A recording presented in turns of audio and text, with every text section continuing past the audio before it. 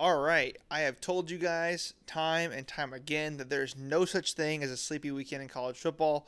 And this one looked like it was going to be a sleepy weekend on the outside, but then the nukes dropped and it turned into a very chaotic and beautiful Saturday, full of some incredible games.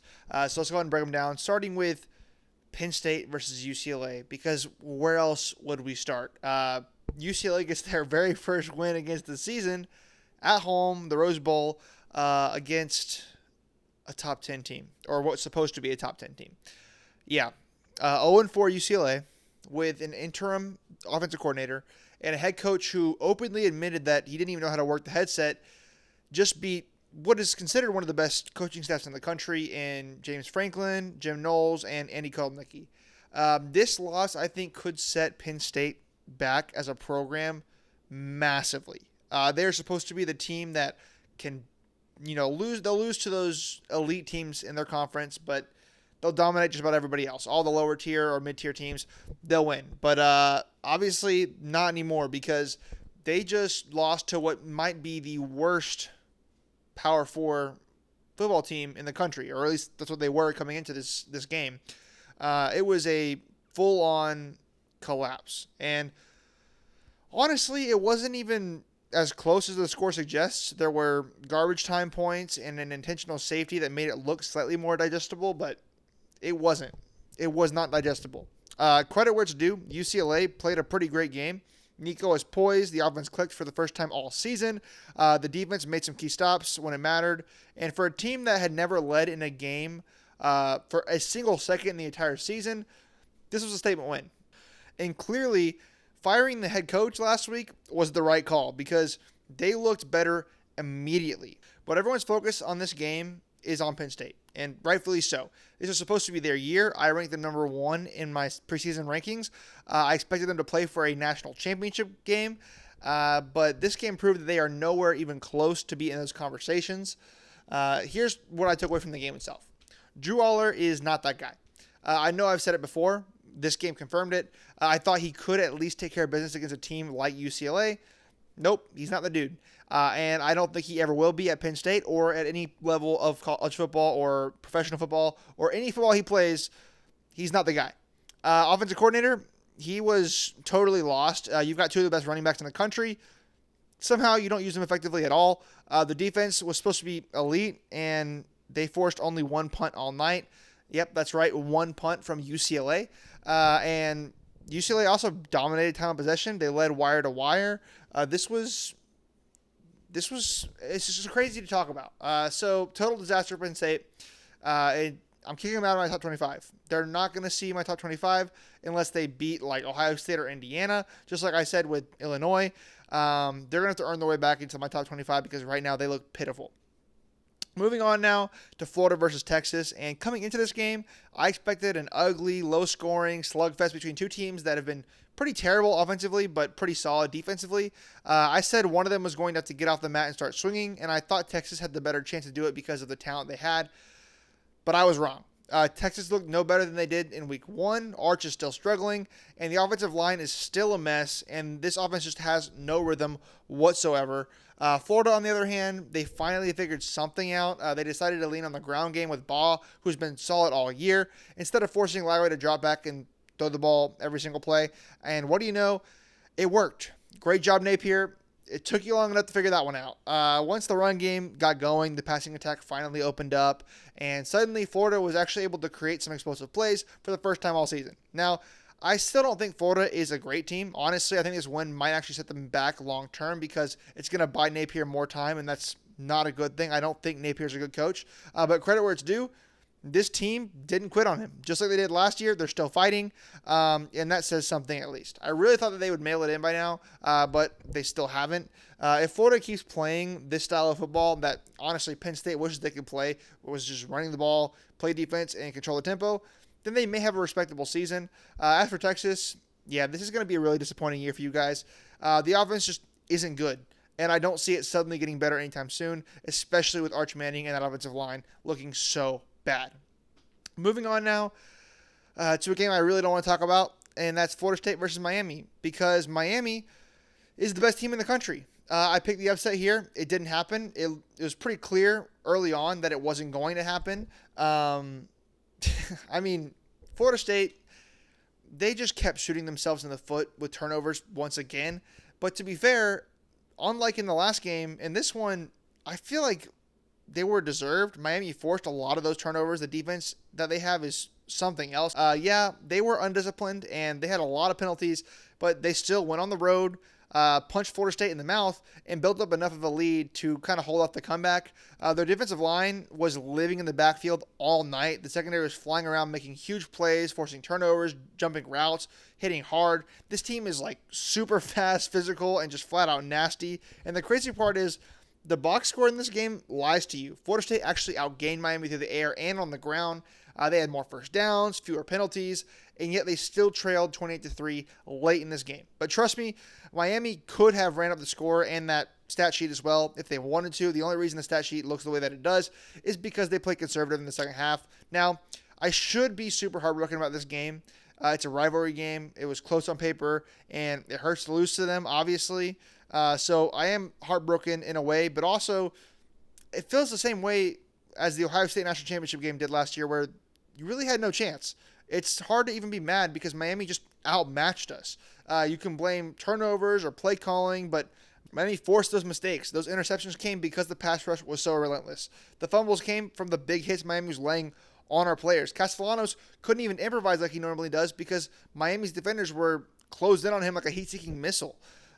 It felt hopeless, honestly. The Miami team is a national championship contender for sure, and as much as it pains me to say, they embarrassed Florida State, and they're going to embarrass a lot of other teams down the line.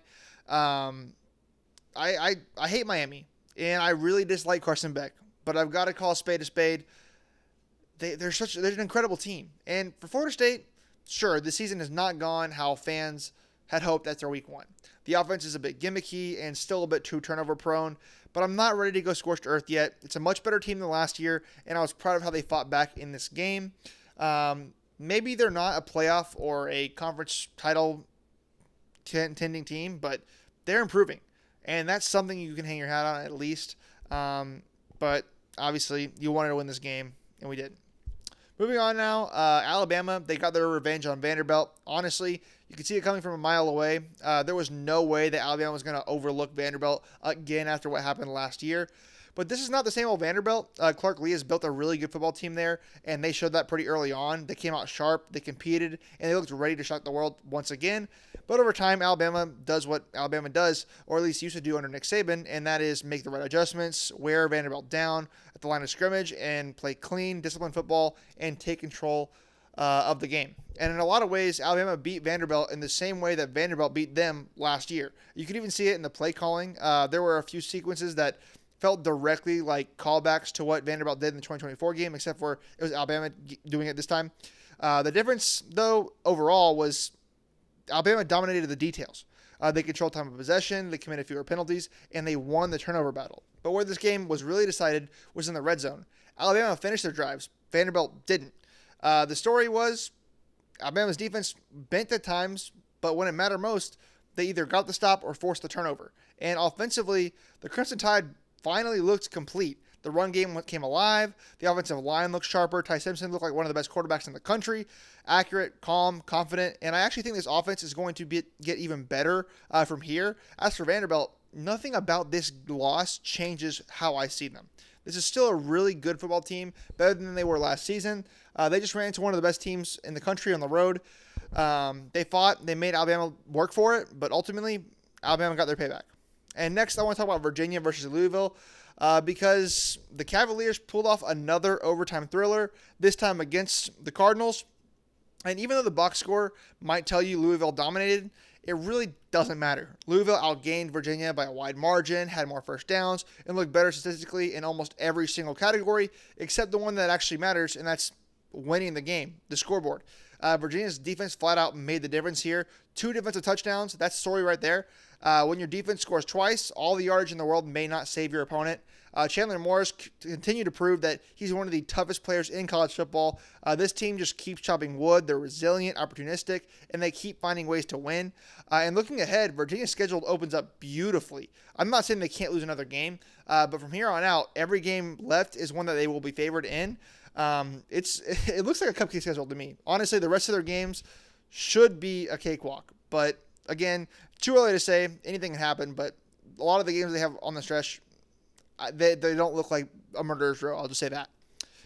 But honestly, what's even crazier to me is that they don't have any conference losses. And you might think, hey, they lost to North Carolina State. But that doesn't count as a conference loss because it was like some special game that just doesn't count. So at this point, they are undefeated in conference play. And I'm pretty confident that Virginia is on track to make the conference championship game. And as for Louisville, there's not a ton to say here for them. The warning signs were definitely there last week. The narrow escape should have been a red flag. You're not going to win many games where you give up 2 defensive touchdowns. Louisville, they're a good team, but Virginia is one of those teams that just keeps finding a way to win, and they did here. And now for the lightning round, the games that I'm going to talk about really quickly, not break down super heavily, but are still pretty interesting. First one is Texas A&M versus Mississippi State. And keep an eye on the Aggies because they are rolling. They've shown us all season they can win in multiple ways. And in this one, they just decided to dominate physically and run the ball down Mississippi State's throat and basically locked it up with lockdown defense. And remember, Mississippi State is not a pushover this year. They beat Arizona State. They took Tennessee to an overtime. They're a solid team, but A&M just buoyed them straight up. And nobody's even talking about the Aggies right now, but you should start. Wake up. This team is for real. And if that defense continues to play like it did here and Mike Elko keeps them disciplined on both sides of the ball, they're going to win a lot more games. A&M is one of the best teams in the country right now, and they have weapons everywhere.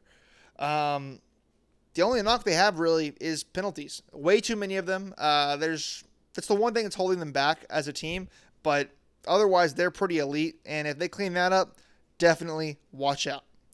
Moving on now, it is yet another week where Texas Tech just beats down their opponent, this time undefeated Houston, who's no longer undefeated. This team just keeps steamrolling everyone in their path.